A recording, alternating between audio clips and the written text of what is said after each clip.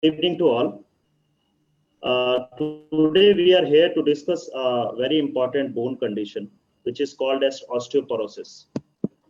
Osteoporosis is a silent disease, and to know more about this today, we have with us very prominent Dr. Professor Anil Arora. Just a brief about Dr. Arora, that Dr. Arora is currently working as a head of department and principal director of department orthopedics and joint replacement surgery at Max Hospital, Patparganj.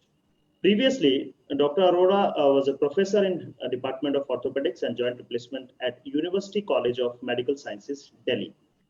Moreover, Dr. Professor Arora is a national and international awardee winner, including Guinness World Record holder for largest gathering of joint replacement patients, and moreover, Limca Book of World Records holder. Formerly, Dr. Arora was a member of National Delegate of India, Asia Pacific Orthopedic Association, as a Joint Secretary, Indian Orthopedic Association, Vice President, Delhi Orthopedic Association, as a Secretary, Delhi Orthopedic Association, and also Editor in Delhi Journal of Orthopedics.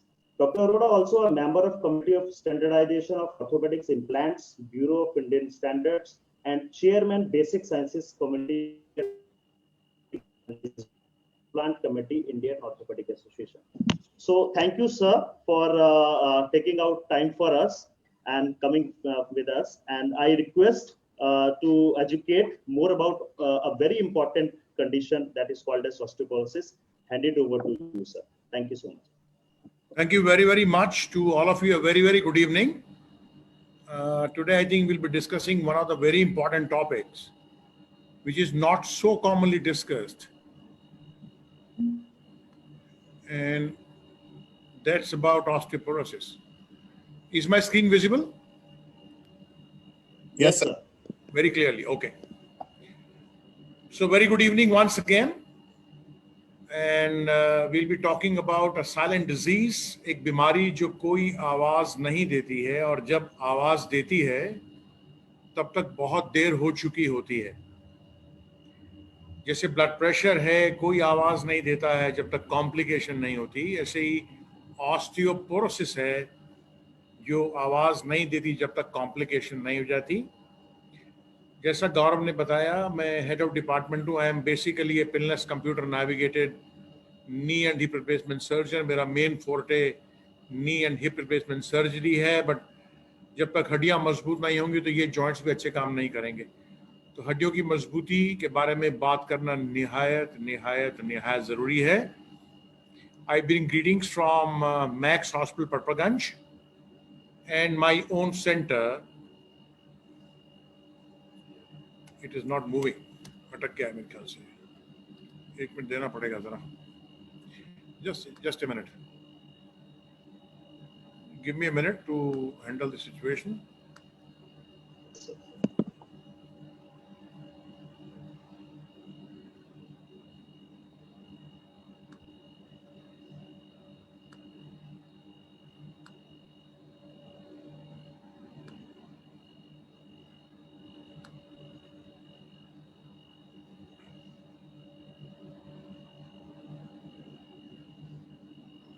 Right. And greetings from my own center, which is Knee and Hip Surgery Clinic. It is in eastern part of Delhi.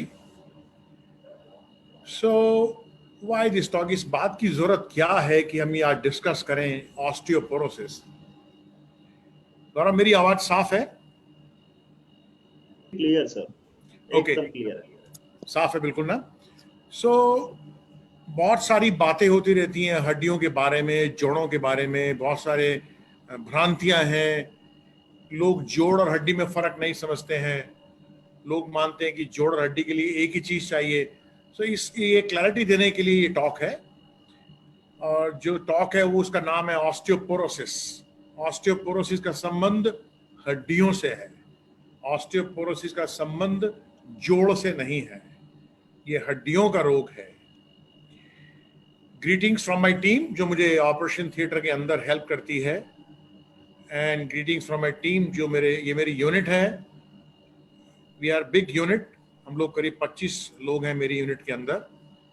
और इसी हमारी team के कारण से ही, धन्यवाद मेरी team को कि हम लोगों को गिनीज वर्ल्ड रिकॉर्ड्स मिला 8 अप्रैल 2018 को। So thank you very much. मैं अपनी टॉक इनको धन्यवाद प्रेषित करने के बाद ही शुरू कर रहा हूं। हम सब जानते हैं हमारा देश तरक्की पे है। ये देख लीजिए, पुराना जमाना चला गया, नया जमाना आ गया। सो नेचुरली नए जमाने में भी हमारे को नया ज्ञान होना चाहिए। इसके अलावा हमारी जो लॉन्जेविटी है, लॉन्जेविटी का मतलब जो उम्र एक्सपेक्टेड है, जो 1962 में मे बी 54-55 साल थी, आज 65 साल है या 70 साल है। आजकल जीवन लंबा हो गया बिकॉज हेल्थ पैरामीटर्स इंप्रूव हो गए, तो हम लंबे समय जीते हैं। तो नेचुरली वो सब बीमारियां जो पहले में भी इतनी ज्यादा नहीं प्रेवलेंट थी, अब नजर आने लगी हैं, जिसमें से खास एक है ऑस्टियोपोरोसिस, जिसको बोलते हैं हड्डियों का भूरभुरापन, हड्डियों की कमजोरी। ये पिक्चर भी कोई अनकॉमन नहीं है। हम दिन रात या day in and day out देखते हैं।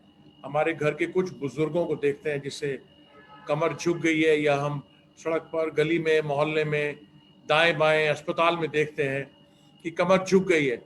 और इस कमर झुकने का कारण क्या है?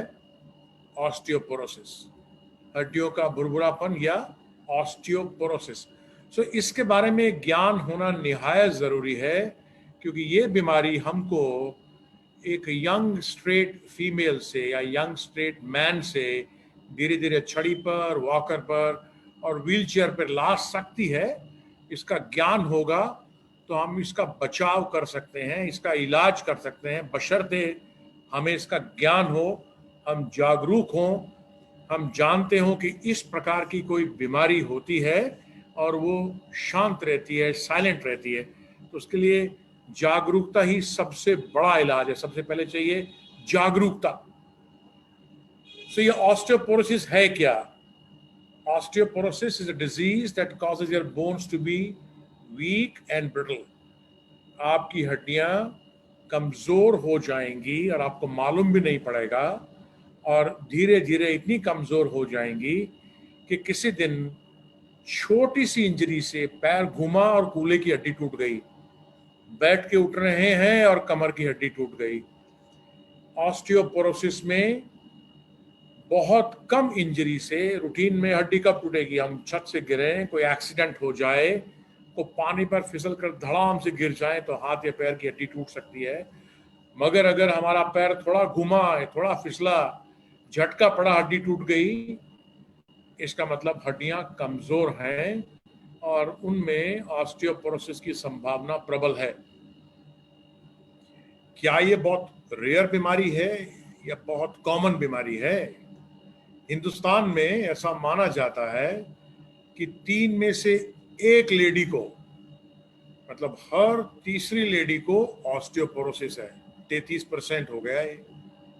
और आदमियों में 8 में से 1 को ऑस्टियोपोरोसिस है। तो ये भी कोई अनकॉमन नहीं रही, ये तो बहुत कॉमन डिजीज हो गई। तो इस बात का हमें मालूम होना चाहिए। क्यों मालूम होना चाहिए? बिकॉज ऐसा मानते हैं, स्टडी से हमको मालूम पड़ा है कि अगर उम्र 50 साल या उससे ऊपर है तो 50 साल की उम्र के बाद 40% संभावना है कि आपको जीवन में ऑस्टियोपोरोटिक फ्रैक्चर होगा। तो ये तो बहुत बड़ी संभावना है। 40% तो बहुत ज्यादा नंबर है कि आपके जीवन में आपको ऑस्टियोपोरोसिस होने की संभावना है। 50 के बाद वो भी फ्रैक्चर होने की संभावना है। सिर्फ ऑस्टियोपोरोसिस नहीं, 50 साल की उम्र के बाद 40% संभावना है कि ऑस्टियोपोरोटिक फ्रैक्चर होगा। सो ये तो बड़ी कॉमन सी बीमारी हुई। फिर इसका मतलब जैसे ब्लड प्रेशर हुआ, इतनी ही कॉमन हुई, मगर जागरूकता बहुत बहुत बहुत बहुत कम है हमारे देश में इस बीमारी के बारे में, जबकि इसका बहुत कुछ लेना देना है जिंदगी से। क्या लक्षण है ऑस्टियोपोरोसिस के? There are no symptoms initially. शुरू में कोई लक्षण नहीं, आपको मालूम भी नहीं पड़ेगा। धीरे धीरे हड्डी कमजोर होती जा रही है, दीमक लगी हुई है और धीरे धीरे घुन की तरह हड्डी खाई जा रही है और ऑस्टियोपोरोसिस हो रही है। सिम्टम कब होगा? जब वो थोड़ा फ्रैक्चर होगी या कुछ सीवियर पेन शुरू होगा, वो बहुत लेट होगा। सो क्या लक्षण है? लक्षण है जल्दी फ्रैक्चर होना, कहां पर? थोड़ा गिरे रिस्ट में फ्रैक्चर हो गया, थोड़ा फिसले हिप में फ्रैक्चर हो गया, कूल्हा टूट गया बुजुर्ग व्यक्ति का, या 55 साल की उम्र पे, 60 साल की उम्र पे, या बैठ कर उठे झटका लगा स्पाइन में फ्रैक्चर हो गया। अब हमारे को यहाँ ये बहुत जरूरी है समझना, हम सब ये मान के चलते हैं कि साहब उम्र बढ़ेगी तो हड्डी तो कमजोर होगी, इसमें क्या खास बात है। नहीं, ऐसा नहीं है। अगर आपकी हड्डी असमय ही उम्र से पहले ही कमजोर हो जाए, या जिस उम्र में जितनी कमजोर होनी चाहिए उससे ज्यादा कमजोर है, तो वो ऑस्टियोपोरोसिस है। तो ऑस्टियोपोरोसिस एक बीमारी है, सिर्फ उम्र से कमजोर होना नहीं है। हम मानते हैं साहब 80 के होंगे तो कमजोर होगी, तो 80 में 80 के हिसाब से होगी, मगर हमारी हड्डी अगर 60 की उम्र में 80 के हिसाब से कमजोर है तो वो ऑस्टियोपोरोसिस है। तो ये जानना बहुत जरूरी है कि हमको ऑस्टियोपोरोसिस है या नहीं है।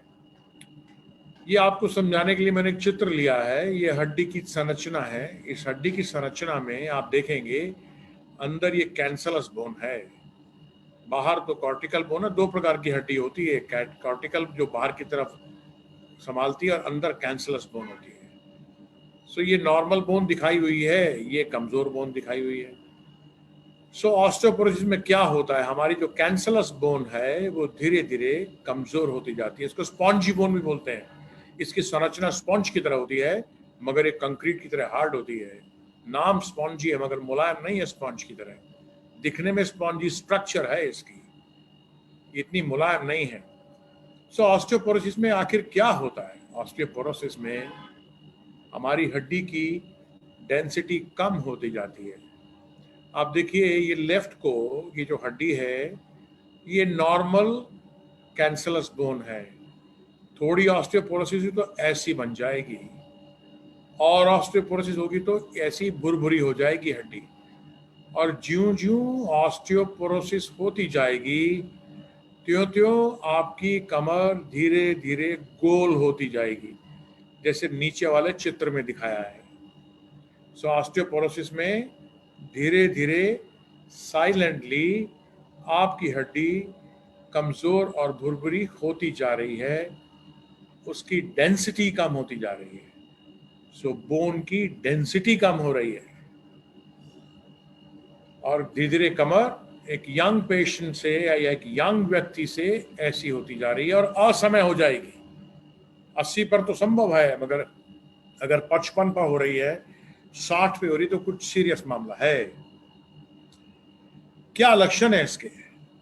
लक्षण सरल भी हो सकते हैं कि साहब कमर में दर्द है, रीढ़ की हड्डी में दर्द है, लोअर बैक पेन है, ये सिंपल लक्षण भी हो सकते हैं। तो ऑस्टियोपोरोसिस से कमर दर्द होने की बहुत संभावना है, जब वो एक लिमिट के बियॉन्ड कमजोर हो जाएगी। हालांकि शुरुआत में साइलेंट है, मगर धीरे धीरे कमर दर्द में परिवर्तित हो जाएगी अगर हमारा स्पाइन कमजोर होता जा रहा है, क्योंकि स्पाइन में कैंसलस बोन या स्पॉन्जी बोन काफी होती है, तो स्पाइन को ये बहुत ज्यादा अफेक्ट करती है। सो कमर दर्द शुरू हुआ तो हम जागरूक हो जाएं। ये नहीं कि सिर्फ बाम लगाकर काम चलाते रहें, किसी डॉक्टर के पास विजिट करें, एक बार दिखा तो लें कि कमर में ऐसा क्या है। धीरे धीरे ध्यान नहीं दिया, कमर दर्द हुआ, बरसों बीत गए या महीनों बीत गए, चलते रहे, धीरे धीरे कमर झुकना शुरू हो जाएगी। हो सकता है कुछ लोग वॉकर पे आ जाएं, और हड्डी ज्यादा कमजोर हो गई तो क्या होने वाला है? हड्डी ज्यादा कमजोर हो गई तो एक दिन बैठकर उठ रहे थे, बैठकर उठते में झटका पड़ा, कमर दर्द हो गया, लगातार सीवियर पेन हुआ, डॉक्टर के पास पहुंचे, डॉक्टर ने एक्सरे कराया, बोला साहब आपकी तो एक हड्डी पिचक गई, जिसको बोलते हैं ऑस्टियोपोरोटिक कंप्रेशन फ्रैक्चर। वो रीढ़ की हड्डी इतनी कमजोर हो गई कि बैठ के उठते में झटका पड़ा और पिचक गई, या कंप्रेशन फ्रैक्चर हो गया। लोग आकर आम भाषा में बोलते हैं साहब हमारा मन का तो पिचक गया। मन का means segment, vertebral column, vertebra. तो एक वर्टिब्रा थोड़े से फोर्स से ही कंप्रेस हो गया। अब इसमें पेन तो फ्रैक्चर की तरह ही होगा। हो सकता है बहुत ज्यादा नहीं हो, पर पेन मॉडरेट तो होता ही है इसमें, और पेन परसिस्टेंट रहेगा, कुछ हफ्ते रहने वाला है वो दर्द, इतना आसानी से जाएगा नहीं।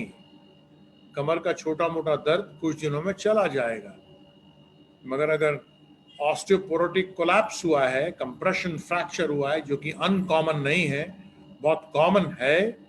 कईयों को तो हम बताते हैं साहब कि आपके एक्सरे में एक पुराना ऑस्टियोपोरोटिक कोलैप्स या कंप्रेशन फ्रैक्चर आ रहा है।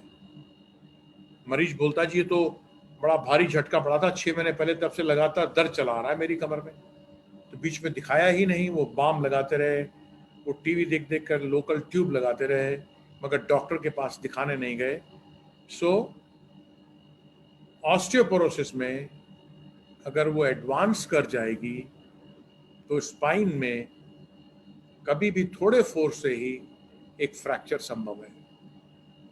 सिर्फ फ्रैक्चर ही नहीं, अगर मामला और आगे लंबा बढ़ गया या एक से ज्यादा मनके में फ्रैक्चर हो गया, सो आपकी स्पाइनल कॉर्ड पर प्रेशर आ सकता है।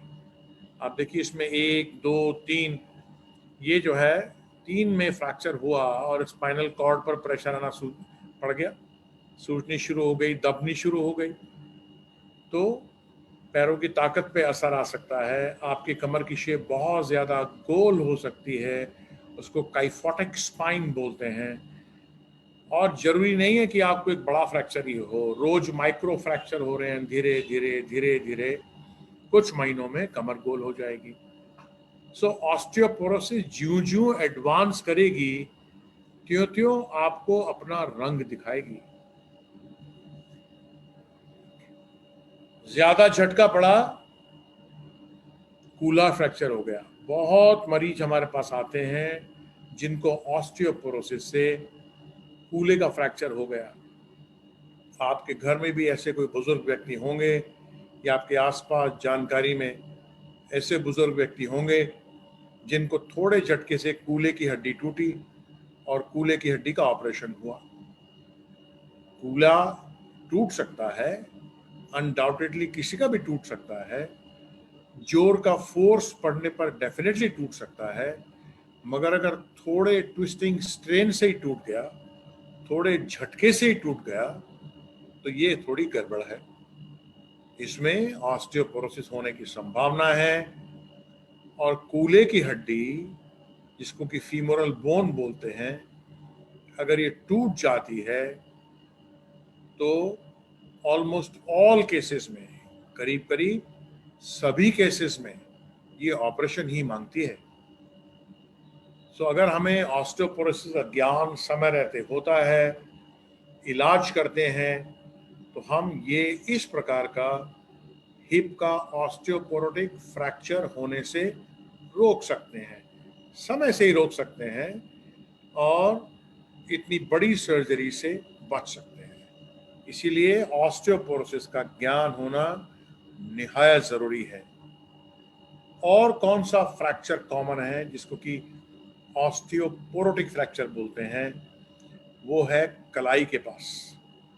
कलाई के पास बहुत कॉमन है, थोड़ा सा गिरे और कलाई की हड्डी टूट गई, इसको बोलते हैं, हमारी भाषा में कोलिस फ्रैक्चर बोलते हैं, मगर रेडियस का फ्रैक्चर बहुत ही कॉमन है, बहुत बहुत बहुत कॉमन है। तो ये कॉमन ऑस्टियोपोरोसिस के कारण से होने वाले फ्रैक्चर्स हैं।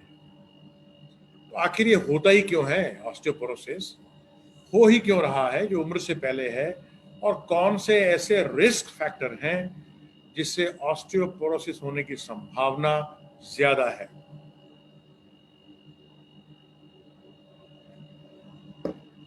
किस ग्रुप के लोगों में ऑस्टियोपोरोसिस ज्यादा कॉमन होगी, या कौन ऐसे लोग हैं जिनको ऑस्टियोपोरोसिस से जागृत रहने की बहुत आवश्यकता है? ऑस्टियोपोरोसिस फीमेल्स में, लेडीज में ज्यादा कॉमन है, बिकॉज फीमेल्स चाइल्ड बर्थ देती हैं और अपना बॉडी का विटामिन डी, कैल्शियम बोन से निकालकर बच्चे को देती हैं। सो फीमेल्स में, और because of some hormones, females में ऑस्टियोपोरोसिस काफी ज्यादा कॉमन है एज कंपेयर टू मेल्स। आदमियों के मुकाबले औरतों में ऑस्टियोपोरोसिस ज्यादा है। पोस्ट मीनोपॉज हो गया, माहवारी बंद हो गई, या समय से पहले मीनोपॉज हो गया। अगर समय से पहले मीनोपॉज हो गया उस लेडी में तो काफी ज्यादा संभावना है कि ऑस्टियोपोरोसिस होगी, बिकॉज जो लेडी हार्मोन है, ईस्ट्रोजन है, वो प्रोटेक्टिव है, वो ऑस्टियोपोरोसिस से बचाता है। सो अगर ओवरीज ने काम करना समय से पहले बंद कर दिया या नॉर्मल मेनोपॉज भी हो गया तो उसके बाद भी ऑस्टियोपोरोसिस होने की संभावना प्रबल है। सो जागरूक रहने की जरूरत है। अगर फैमिली में ऑस्टियोपोरोसिस की हिस्ट्री है, मदर को बहुत कहीं फ्रैक्चर हुए थे या यंग एज में मेनोपॉज हो गया था या ऑस्टियोपोरोसिस हुई है, सो ऑस्टियोपोरोसिस की संभावना अगर फैमिली में है तो आपको भी ज्यादा है। और किसको ज्यादा है? लैक ऑफ एक्सरसाइज बड़ा कॉमन है आज के जमाने में। सेडेंटरी लाइफस्टाइल है, कुर्सी मेज की लाइफस्टाइल है, ऑफिस की लाइफस्टाइल है, कंप्यूटर की लाइफस्टाइल है, जिसमें एक्सरसाइज नहीं हो पाती है। और आज के ज़माने में स्पेशली बड़े कॉस्मो जो शहर हैं जैसे दिल्ली है, यहाँ बाहर निकलने की जगह नहीं है, घर में रहते हैं यूजुअली लोग। अभी कोरोना काल में नहीं, अदरवाइज ऑल्सो बाहर निकलने की जगह ही नहीं है, तो एक्सरसाइज के लिए एक स्पेशल एफर्ट करना पड़ता है। तो अगर वो एफर्ट हम नहीं करते हैं, अपने आप को एक्टिव नहीं रखते हैं, ये नहीं कि रोज हमें दंड पेलने हैं, मगर एक बेसिक छोटी मोटी एक्सरसाइज या अपने आप को एक्टिव रखना जरूरी है। तो अगर अपने आप को आप एक्टिव भी नहीं रखते हैं और एक्सरसाइज बिल्कुल नहीं करते हैं तो बहुत बहुत बहुत संभावना है कि आपको ऑस्टियोपोरोसिस होने की संभावना है। ऐसा ये भी पाया गया है कि जिनका छोटा कद, स्मॉल बॉडी फ्रेम है, उनमें ऑस्टियोपोरोसिस ज्यादा नोटिस की गई है। लो कैल्शियम इंटेक बहुत कम है। आज के जमाने में जंक फूड बहुत कॉमन है, बैलेंस डाइट नहीं है, तो भी ऑस्टियोपोरोसिस की संभावना है। विटामिन डी अगर कम है, क्योंकि विटामिन डी ही तो है जो आपके कैल्शियम को बॉडी में एब्जॉर्ब होने में सहायता देता है, तो प्रचुर मात्रा में विटामिन डी चाहिए। और विटामिन डी के दो मुख्य स्रोत हैं, एक है सनलाइट, दूसरा है डाइट। सनलाइट तो मिलना आजकल बहुत मुश्किल है, बिकॉज हम कपड़े पहनते हैं, धूप में तो नहीं बैठ सकते हैं, कोई बैठता भी नहीं है धूप में, और बैठ भी जाएंगे तो क्या हो जाएगा। हमारी बॉडी 70-80% कवर्ड है और हम 20-30 मिनट धूप में बैठ गए तो कौन सा तीर मार लेंगे, कुछ नहीं होने वाला उससे। हम सबको या तो हमारी डाइट बहुत सुप्रीमली बैलेंस डाइट हो और हम कैलकुलेट करके खाएं कि हमें विटामिन डी जितना हमको चाहिए प्रतिदिन मिल जाए। अदरवाइज आज के ज़माने में जो अर्बनाइट्स हैं, जिनकी लाइफस्टाइल थोड़ी कमज़ोर है, ऑलमोस्ट सबको विटामिन डी का सप्लीमेंटेशन चाहिए होता है। और किसमें ऑस्टियोपोरोसिस होने की संभावना ज़्यादा है? स्मोकिंग। जो हैवी स्मोकर्स हैं उनमें ऑस्टियोपोरोसिस की संभावना बहुत ज़्यादा है। और अनफॉर्चुनेटली आज के समाज में इवन फीमेल्स में भी स्मोकिंग बढ़ रही है, which is very worrisome sign. बहुत चिंता का विषय है, क्योंकि फीमेल्स को प्रेगनेंसी बियर करनी होती है और अगर उनको ये आदत है तो ये बहुत खराब है। और किसको संभावना है ऑस्टियोपोरोसिस होने की? Excessive alcohol. एक्सेसिव अल्कोहल थोड़ा बहुत सोशलाइज करने के लिए तो किताब भी अलाउ करती है, मगर एक्सेसिव अल्कोहल के लिए लेने से बहुत सारी बीमारी होने की संभावना है। एज, नेचुरली ओल्ड एज में ऑस्टियोपोरोसिस की संभावना ज्यादा है। पर एक बात आप सबको समझाना चाहता हूं, एक कंसेप्ट होता है पीक बोन मास, उसकी बात हम बाद में करेंगे। ऑस्टियोपोरोसिस की बीमारी की शुरुआत बहुत अर्ली एज से संभव है, बहुत ही अर्ली एज से संभव है। 30 के बाद से हम अपनी हड्डियों को यूजुअली मजबूत नहीं बना पाते हैं। पीक बोन मास का मतलब होता है कि 30 साल की उम्र तक हमारी हड्डियां मजबूत होती ही जाती हैं, and by age of 30 years हम लोग पीक बोन मास अचीव कर लेते हैं। और उसके बाद हर वर्ष 3% हम बोन की स्ट्रेंथ लूज करते हैं। तो अगर मजबूत बनाना है तो अपना बैंक बैलेंस हड्डियों का, मैं हड्डियों की बात कर रहा हूं, हड्डियों का जो बैंक बैलेंस है 30 तक मजबूत कर लेना चाहिए। उसके बाद लॉस होने की संभावना है। कुछ बीमारियां और हैं जिसमें ये ज्यादा होने की संभावना है, और कुछ दवाइयां हैं जिनके साथ ऑस्टियोपोरोसिस ज्यादा होने की संभावना है। और हमारे को ध्यान रखना होगा, खासकर एसिडिटी की मेडिसिन हम बड़े आराम से खाते रहते हैं, उससे भी ऑस्टियोपोरोसिस होने की संभावना है। जैसे हम बोलते हैं PPI, proton pump inhibitors, pantoprazole, ranitidine, जितने भी जो एसिडिटी की दवाइयां हैं ना, थोक के भाव खाते रहते हैं बरसों, उससे भी होने की संभावना है। कुछ ब्लड प्रेशर की दवाइयां हैं जिनसे हम, इनको बोलते हैं डायूरेटिक्स, उससे भी होने की संभावना है। और आपके डॉक्टर को मालूम होना चाहिए जो जो दवाइयां जो आपको खिला रहे हैं, अगर आप जागरूक हैं तो आप भी देख सकते हैं, डॉक्टर से बात कर सकते हैं कि इन सब से क्या ऑस्टियोपोरोसिस की संभावना है कि नहीं। और जो मेडिसिन नंबर 1 पे आती है जिससे सबसे ज्यादा संभावना है, वो कॉर्टिकोस्टेरॉइड्स। लंबे समय तक हाई डोज में कॉर्टिकोस्टेरॉइड्स लेना, बहुत सारे मरीज लंग के लिए ले रहे होते हैं, अस्थमा के लिए ले रहे होते हैं, कुछ ऑटोइम्यून डिजीज के लिए ले रहे होते हैं, कुछ किडनी डिसऑर्डर्स के लिए ले रहे होते हैं।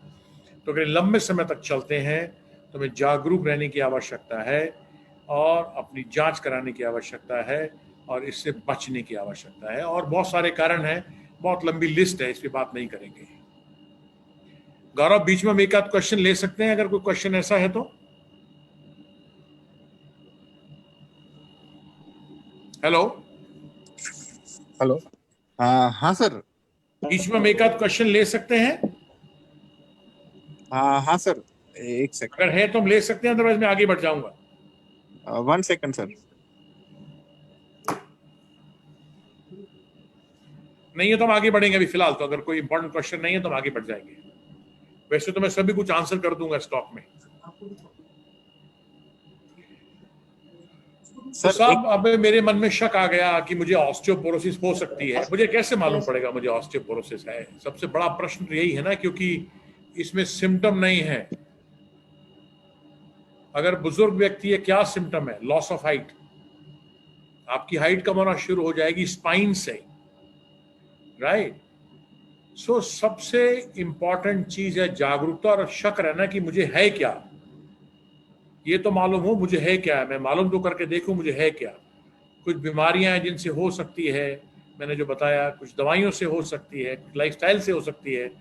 अगर हम जो जो फैक्टर मैंने बताया इसमें कहीं फिट बैठते हैं तो हमारे को जागरूक होकर अपनी जांच कराने की जरूरत है, जिससे हम डायग्नोज कर पाएं कि हमें ऑस्टियोपोरोसिस है। कैसे मालूम पड़ेगा? बड़ा सरल सा टेस्ट है, उसको बोलते हैं bone densitometry, BMD, bone mineral densitometry, BMD। बड़ा आम जगहों पर उपलब्ध है, इवन जहां जहां एक्सरे होते हैं वहां वहां BMD हो जाता है। BMD क्या मालूम करता है? आपकी हड्डी में कैल्शियम कितना है, और जितना इसमें कैल्शियम है उतनी इसकी डेंसिटी होगी। और अगर डेंसिटी अच्छी है तो ऑस्टियोपोरोसिस नहीं है, और अगर डेंसिटी अच्छी नहीं है तो ऑस्टियोपोरोसिस है। Hello sir, yes. एक क्वेश्चन आया है sir in between. What are the main causes of osteoporosis? Main causes? Hello. हाँ, what are the main causes of osteoporosis? Yes. So causes की हमने जो बात की थी ना, ये रिस्क फैक्टर है इनफैक्ट ऑस्टियोपोरोसिस के। ये रिस्क फैक्टर हैं। अगर आप इस पे जाएंगे, पोस्ट मेनोपॉजल कॉज है lack of exercise, low calcium intake, vitamin D deficiency, smoking, excessive alcohol, कुछ बीमारियां, थायराइड की बीमारी है, हाइपरथायराइडिज्म है, हाइपरपैराथायराइडिज्म है, हाइपोगोनाडिज्म है, रूमेटॉइड आर्थराइटिस है, कुछ मेडिकेशन जो मैंने बताया, स्टीरॉइड्स हैं, डायूरेटिक्स हैं, प्रोटॉन पंप इनहिबिटर्स हैं जैसे पेंटोप्राजोल है, एंटी कन्वल्सेंट्स हैं जो लोग पीते रहते हैं, ये अपना कुछ मेडिसिन एसिडिटी के लिए वो है, और ये लिस्ट ऑफ डिजीजेज हैं, इन सब में भी हो सकता है, मगर ये कॉमन कारण है। सी, ये तो अनकॉमन कारण नहीं है जो मैं दिखा रहा हूँ स्क्रीन के ऊपर, जो मैंने बोले हैं अभी, ये कॉमन कारण है ऑस्टियोपोरोसिस की, right? Okay, okay sir. Alright. So कौन सी जांच से मुझे मालूम पड़ जाएगा मुझे ऑस्टियोपोरोसिस है कि नहीं? उसको बोलते हैं BMD, bone mineral density, by एक मेथड है, उसका नाम है, मेथड का नाम है dual energy x-ray absorptiometry. Simple बात करें तो डेक्सा। तो ये सरल भाषा में BMD by DEXA, BMD by DEXA की मशीन है। इससे हमें मालूम पड़ जाता है कि आपकी हड्डी कितनी मजबूत है। बहुत सरल टेस्ट है, बहुत जगह कैंप लगते हैं, बीएमडी के कैंप लगते हैं, छोटी एडी की मशीन से मालूम पड़ जाता है, उससे अंदाजा पड़ जाता है। जो एडी की मशीन है उससे हम स्क्रीनिंग कर सकते हैं, कैंप लगते हैं, लोग, बहुत से डॉक्टर कैंप लगाते हैं कि साहब एडी रखिए और मालूम पड़ जाएगा अभी ऑस्टियोपोरोसिस है कि नहीं है। सो स्क्रीनिंग एडी से संभव है, मगर अगर प्रॉपर कैलकुलेशन चाहिए तो उसके लिए so called gold standard test है, उसका नाम है बीएमडी बाय डेक्सा, और ये बहुत कॉमनली मालूम पड़ जाता है। एक्सरे देखकर भी अंदाजा लग सकता है, मगर नापतोल नहीं हो सकता है। और आजकल जो है ना डिजिटल एक्सरे है, उसमें थोड़ा मुश्किल हो जाता है मालूम करना, बिकॉज कॉन्ट्रास्ट आ जाता है। सो क्या गोल्ड स्टैंडर्ड टेस्ट है बीएमडी बाय डेक्सा, सरल टेस्ट है, कोई मुश्किल टेस्ट नहीं है। ये टेस्ट कैसा है? बड़ा क्विक है, कुछ मिनटों में होता है, पेनलेस है, एक्सरे की तरह है, और ये आपकी जो हड्डी की डेंसिटी है उसको कूले पर, रीढ़ की हड्डी पर असेस कर लेता है, जहां पर कैंसरस बोन काफी ज्यादा है, जहां ऑस्टियोपोरोसिस सबसे पहले शुरू होती है, तो जल्दी पकड़ सकते हैं। सो मेजरमेंट कहां कहां होते हैं? हिप पे, स्पाइन पे, राइट? सो कैसे मालूम पड़ता है? इसमें टी स्कोर देखा जाता है। वो थोड़ी साइंटिफिक सी बात है कि आपका टी स्कोर कितना है। टी स्कोर का मतलब होता है जवान आदमी के कंपैरिजन में आप कैसे हैं। टी स्कोर अगर -1 है, -1 तक ठीक है, परवाह की जरूरत नहीं, जागरूक रहने की जरूरत है, मगर नहीं है आपको। अगर -1 से -2.5 के बीच में उसको बोलते हैं ऑस्टियोपेनिया, मतलब हल्की है, माइल्ड बीएमडी लॉस है। और टी स्कोर -2.5 से नीचे चला गया, खराब हो गया, उससे भी गड़बड़ है, तो आपको डेफिनेटली ऑस्टियोपोरोसिस है। ये डॉक्टर देख के बता पाएगा आपको, और टी स्कोर आता है उसमें, रिपोर्ट में टी स्कोर आता है, राइट? सो टी स्कोर इस प्रकार से आपको रिपोर्ट मिलती है। अब इस रिपोर्ट में तो डॉक्टर ही फैसला कर पाएगा, मगर आप भी आइडिया लगा सकते हैं। देखिए मैंने रिपोर्ट दिखाई है, रिस्ट का बीएमडी है, ठीक है जी। इसमें आपको इस प्रकार का एक ग्राफ सा मिलता है, हरे रंग होता है इसमें, हरा, पीला, बीच में कभी कभी नारंगी रंग भी होता है या रेड होता है। अब आपकी बोन स्ट्रेंथ कहाँ है वो ये डॉट बताता है। आप देखिए आपका डॉट कहाँ है, राइट? अगर आपका डॉट ग्रीन में है, you are safe, you don't have an osteoporosis.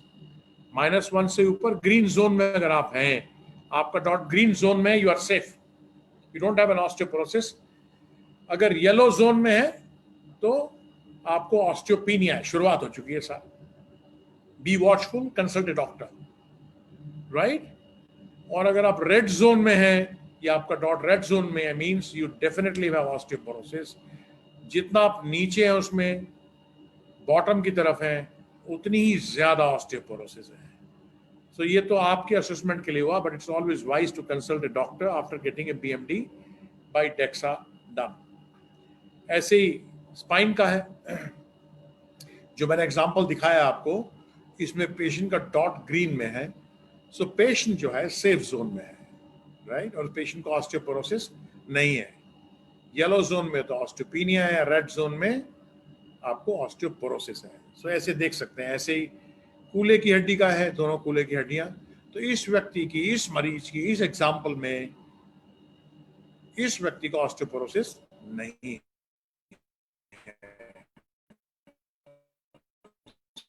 का टी स्कोर ठीक है। किसको चाहिए बोन डेंसिटोमेट्री? कौन कराए BMD by DEXA? BMD by DEXA वो कराए जिसको ये शक है कि मुझे ऑस्टियोपोरोसिस है, या मैं जानना चाहता हूं मुझे ऑस्टियोपोरोसिस है कि नहीं है, या वो सब व्यक्ति जिनमें मैंने रिस्क फैक्टर गिनाए थे, या वो सब व्यक्ति जिनमें कोई और मेडिकल डिजीज है जो ऑस्टियोपोरोसिस के लिए आपको जिससे ऑस्टियोपोरोसिस होने की संभावना है, या आप कुछ ऐसी मेडिसिन ले रहे हैं जो आपको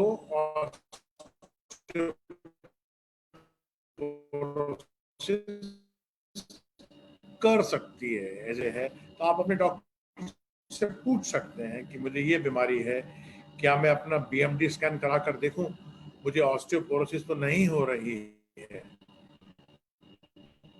इन सब व्यक्तियों को अपनी ऑस्टियोपोरोसिस की जांच कराने की जरूरत है। और हाँ, जिनका मेनोपॉज जल्दी हो गया है उनको तो डेफिनेटली कराने की जरूरत है, और अगर मेनोपॉज हुआ है एक बार बीएमडी जरूर करवा लें हम अपनी, स्पेशली फॉर लेडीज की। मेनोपॉज हम लेडीज के रेफरेंस में ही बात कर रहे हैं। सो अगर लेडी को मेनोपॉज हुआ, माहवारी बंद हुई, 45, 50, 55 जिस भी उम्र में माहवारी बंद हुई, तो कृपया अपनी बीएमडी करवा लें। राइट, जो भी सुन रहे हैं उनके घर में माताएं हैं, जो भी जागरूक लोग हैं जिनकी उम्र 45 से ऊपर हो चुकी है, 50 के आसपास हैं, लेडीज हैं, एक बार अपनी बीएमडी जरूर करा लें। बहुतों को आश्चर्य होगा देखकर कि वो भगवान, मुझे तो ऑस्टियोपोरोसिस अच्छी भली है और अभी साइलेंट है, मुझे मालूम भी नहीं पड़ा है। इसलिए जैसे हम एनुअल चेकअप कराते हैं, बोन हेल्थ का भी जो 45 से ऊपर हैं उनको अपना एनुअल बोन चेकअप कराना चाहिए, जिसमें बीएमडी है, बीएमडी करा के देखनी चाहिए। ठीक है, जिनमें और डिजीजेस हैं या कुछ सीवियर उसके ऊपर हैं, मेडिसिन पे जैसे स्टीरॉइड्स के ऊपर हैं, अस्थमा के लोग हैं, उनको करा के देखना चाहिए बीएमडी कि मुझे वो तो नहीं हो रहा। जो मरीज स्टीरॉइड्स खा रहे हैं उनको तो डेफिनेटली करा के देखनी चाहिए कि मुझे ऑस्टियोपोरोसिस तो नहीं है, क्योंकि अब ऑस्टियोपोरोसिस का बहुत अच्छा इलाज अवेलेबल है। जिन लेडीज में ईस्ट्रोजन डेफिशिएंट है, मैंने बता दिया, किसी को स्पाइनल एब्नॉर्मलिटीज हैं, स्पाइन टेढ़ा मेढ़ा है, स्टीरॉइड वाले हैं, डिजीज वाले हैं, और किसको चाहिए बीएमडी? जिनका ऑलरेडी इलाज चल रहा है, जिनका ऑस्टियोपोरोसिस का इलाज चल रहा है, उनको अपनी बीएमडी हर साल या 2 साल में डॉक्टर की सलाह से कर लेनी चाहिए।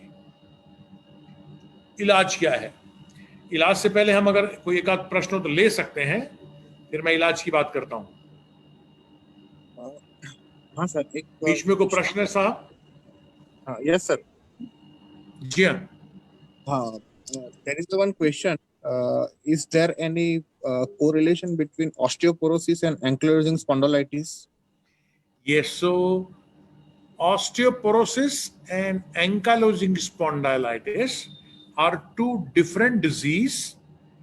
Osteoporosis means weakness of bone, and ankylosing spondylitis leads fusion of spine, which again दोनों में काइफॉस होगा, दोनों में कमर झुक जाएगी। ऑस्टियोपोरोसिस में स्टिफ नहीं होगा स्पाइन, जबकि एंकाइलोजिंग स्पॉन्डिलाइटिस में स्पाइन स्टिफ हो जाएगा। अब ankylosing spondylitis can lead to osteoporosis of spine. क्योंकि स्पाइन की कोई मूवमेंट नहीं हो रही है, स्पाइन स्टिफ है, और हड्डी की मजबूती का सबसे इंपॉर्टेंट रिक्वायरमेंट है मूवमेंट, लोडिंग, उससे हड्डी मजबूत होती है। तो जिस व्यक्ति को एंकाइलोजिंग स्पॉन्डिलाइटिस है उसको ऑस्टियोपोरोसिस भी हो सकती है। क्लियर है? Yes sir. ओके, सो हम आगे चलते हैं। इलाज क्या है ऑस्टियोपोरोसिस का? क्या इलाज है साहब?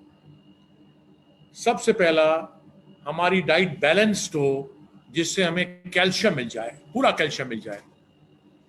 कैल्शियम कितना चाहिए हमें? कैल्शियम 1000 से 1200 मिलीग्राम प्रतिदिन चाहिए। आपकी डाइट में अगर कैल्शियम पूरा नहीं है, मैं आपको डाइट सोर्सेज बताऊंगा, तो आपको सप्लीमेंट चाहिए। ऐसे ही एडिक्वेट विटामिन डी चाहिए। विटामिन डी के मैंने आपको 2 सोर्स बताए, डाइटरी सोर्स है और धूप है। कितना विटामिन डी चाहिए होता है? 400 से 800 इंटरनेशनल यूनिट। और तीसरी है फिजिकल एक्टिविटी, उसकी बात बाद में करेंगे. Let us talk about calcium and vitamin D first. So what are the sources of vitamin D? सबसे पहले धूप. अगर संभव है धूप का सेवन करें, कोई नुकसान नहीं, पर वो प्रैक्टिकल नहीं है कि हम रोज 30 मिनट अपने अच्छे से कपड़े उतार कर और धूप में बैठकर धूप का सेवन करें. अनडाउटेडली विटामिन डी धूप से काफी मिलता है. रेगुलर डाइटरी सोर्स क्या है? Regular dietary source vitamin D के हैं मिल्क एंड डेयरी प्रोडक्ट्स. हम सबको ध्यान रखना होगा, vitamin D fat soluble vitamin है. 2 तरह के विटामिन होते हैं, ये फैट सॉल्युबल है. फैट तो आजकल हम बहुत कम खाते हैं, सभी कम लोग खाते हैं. सो डेयरी प्रोडक्ट्स में मिल्क है, दूध, दही, पनीर, छेना, इन सब में प्रचुर मात्रा में, अच्छी मात्रा में विटामिन डी अवेलेबल है. अंडों में है, मशरूम से है, इन सब में विटामिन डी अवेलेबल है. और अगर ये सब हम कंज्यूम नहीं कर रहे हैं तो हमें सप्लीमेंट की निहायत जरूरत है. और मेरी ओपिनियन में ऑलमोस्ट ऑल ऑफ अस, हम सबको जो बैलेंस डाइट नहीं खा सकते हैं, विटामिन डी की सप्लीमेंट की जरूरत पड़ती है. जागरूक होने की जरूरत है.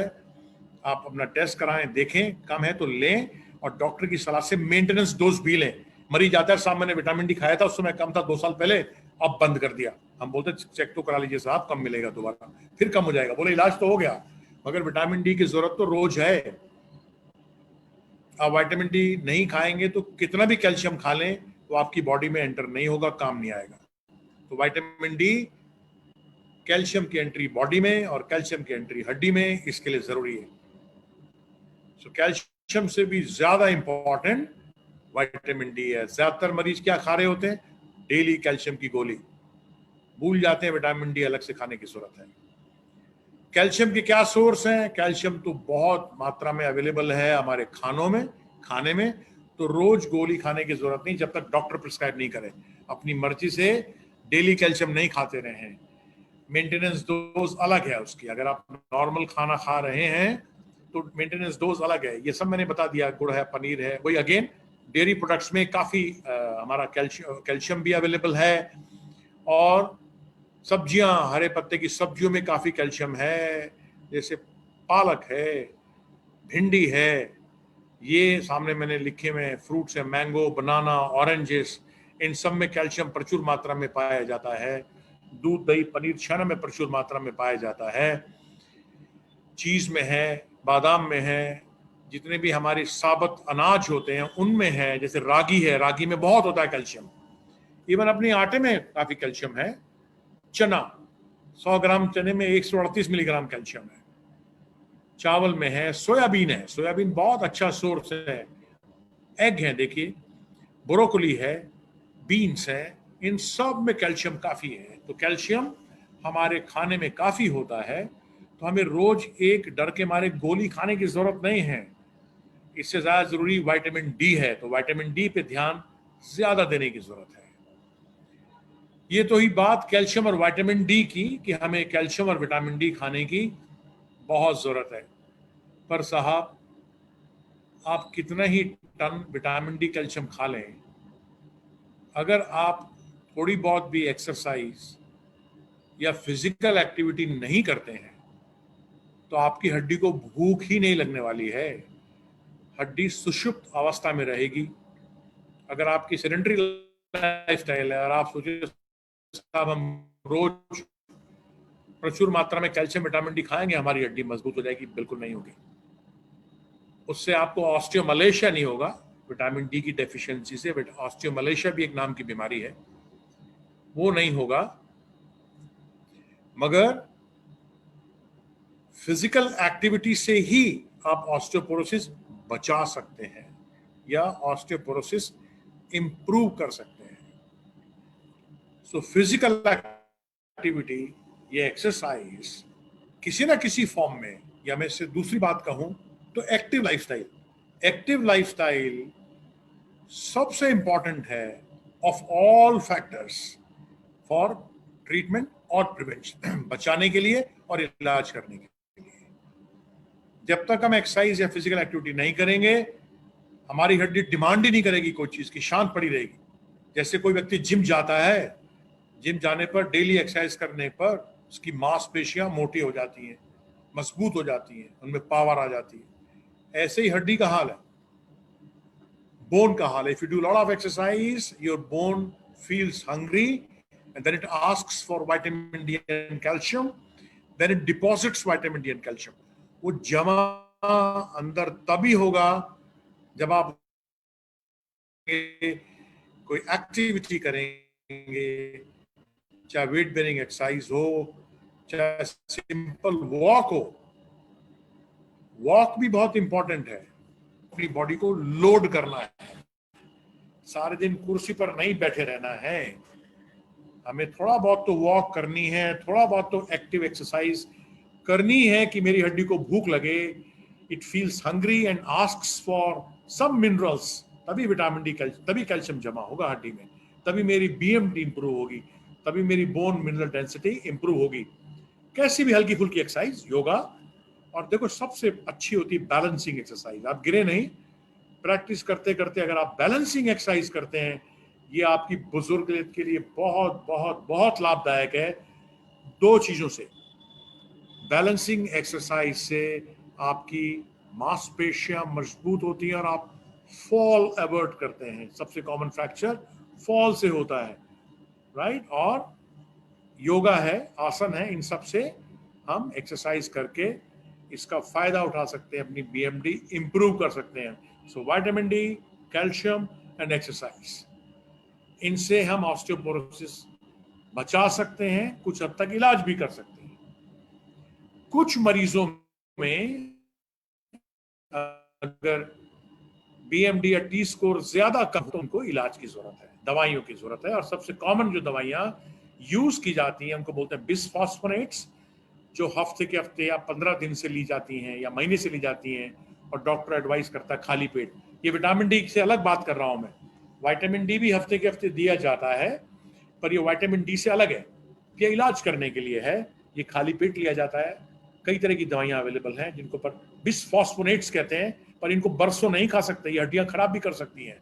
अगर आप सालों खाते रहें, मरीज ज्यादा के खाते रहते हैं, 4-4, 5-5 साल अपने आप ही खाते रहते हैं, डॉक्टर ने लिखी है, फिर डॉक्टर के पास गए नहीं और बरसों खाते रहे, तो हड्डियां कमजोर हो जाएंगी, ब्रिटल हो जाएंगी, टूट जाएंगी।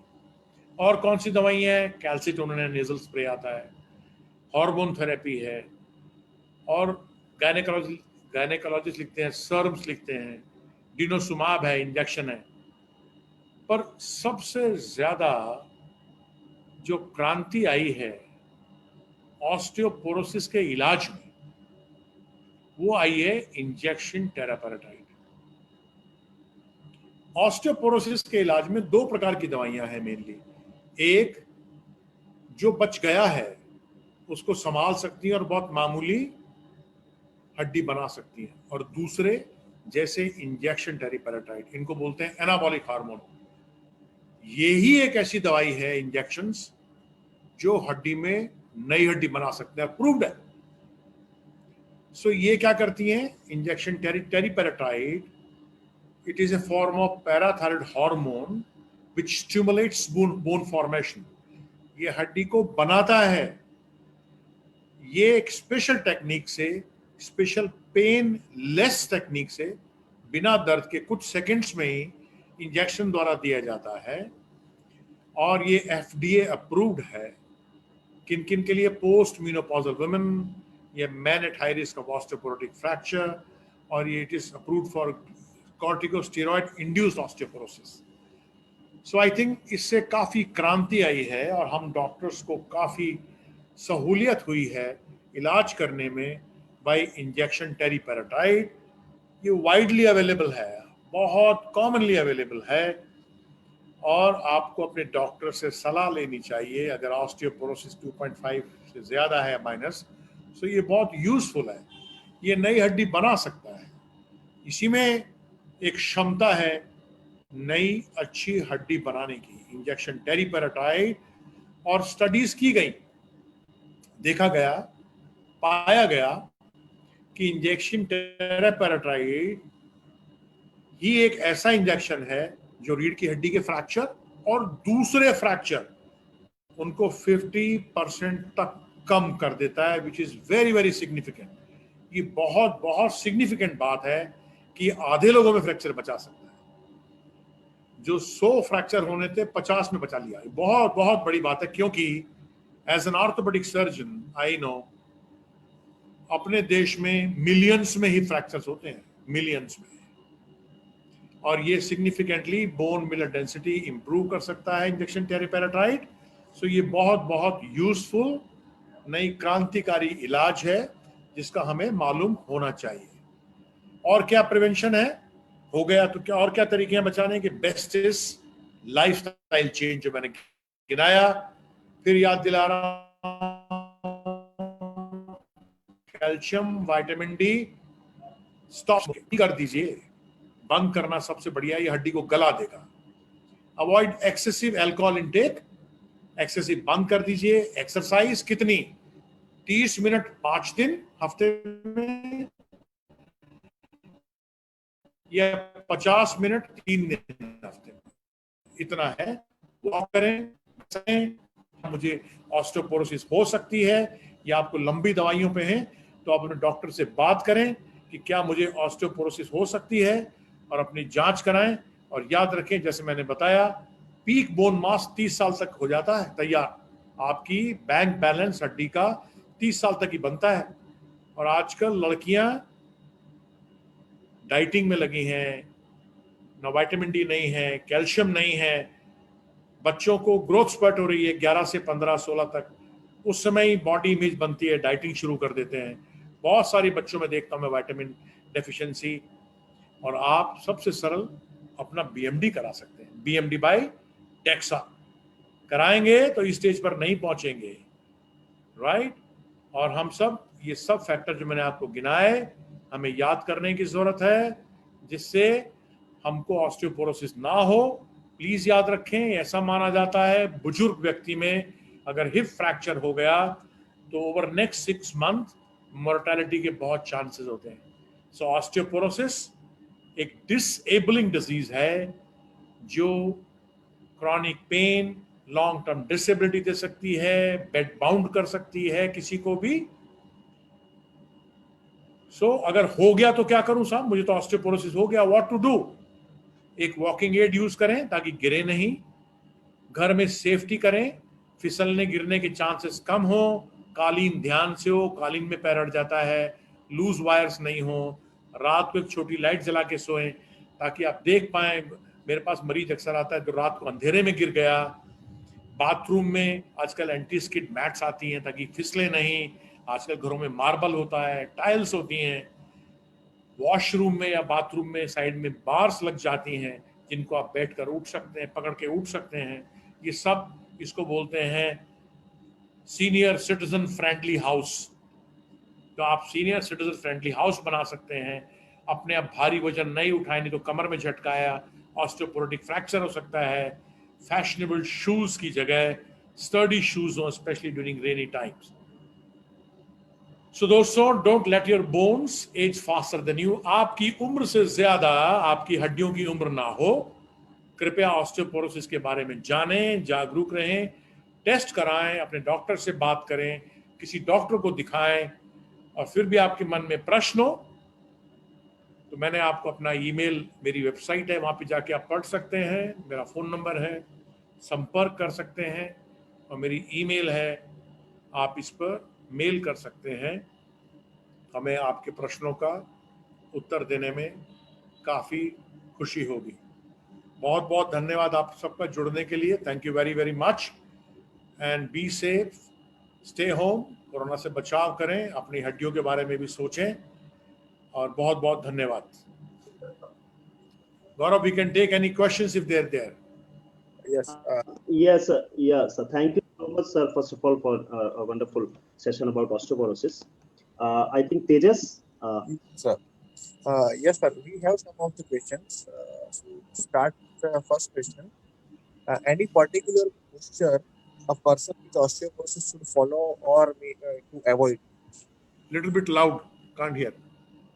Any particular posture a person with osteoporosis should have? So see, our main concern is stooping of spine. हमें ये अवॉइड करना है कि हमारी कमर गोल नहीं हो जाए। तो लंबे समय झुककर नहीं बैठे, नंबर 1। जैसे आप पढ़ाई करते हैं, कंप्यूटर पे काम करते हैं, सो आगे झुककर बैठने की बजाय कुर्सी पर पीठ टिकाकर बैठें, और हम क्रॉस लेग बैठ सकते हैं। जब हम बैठे हैं, कुर्सी पर बैठे हैं, तो अपनी क्रॉस लेग कर बैठ सकते हैं। और सबसे अच्छा होता है स्पाइन एक्सरसाइज, बड़ी सिंपल एक्सरसाइज है कि आप पेट के बल लेट जाएं, अपने हाथ बेड पर टिका दें और अपने कंधे उठाएं। अगर आप अपने कंधे उठाएंगे हाथ रखकर, तो आपकी स्पाइन गोल नहीं होगी। उसको बोलते हैं इरेक्टर स्पाइन स्ट्रेंथनिंग एक्सरसाइजेस। आप किसी फिजियो से सीख सकते हैं, किसी डॉक्टर की ओपीडी में जाके सीख सकते हैं। सो हमारे को झुका हुआ पोस्चर अवॉइड करना चाहिए, नहीं तो हमारी स्पाइन ओवर द ईयर्स गोल हो जाएगी और फिर झुकती चली जाएगी। एक बार झुकना शुरू हुई, और अगर आपको ऑस्टियोपोरोसिस है, जब तक कि आप एक्सरसाइज नहीं कर रहे हैं, जिसको बोलते हैं, मैंने बताया, पेट के बल लेटकर कंधा उठाने वाली हाथ के सपोर्ट से, तो फिर कमर गोल होती चली जाएगी। तो हमारे को इसको बचाने की जरूरत है, ये पोस्चर अवॉइड करने की जरूरत है। तो स्टूप्ड पोस्चर बोलते हैं, झुककर चलने की आदत। हम सबके कंधे लटके होते हैं, हमें ऐसा तनकर रहने की आदत है, जितना रह सके। आदमी सारा दिन तनकर नहीं रह सकता है, सारा दिन तनकर बैठ भी नहीं सकता है, और हाँ, जितना हमें ध्यान है पीठ पे, कुर्सी की पीठ पर पीठ लगाकर जितना सीधा बैठ पाए और लेग्स क्रॉस करके बैठ सकते हैं आराम से, no problem. Any other question? Yes, sir. Does yoga help in osteoporosis, or I can do yoga if I have osteoporosis? Yes. So yoga helps a lot in osteoporosis. Yoga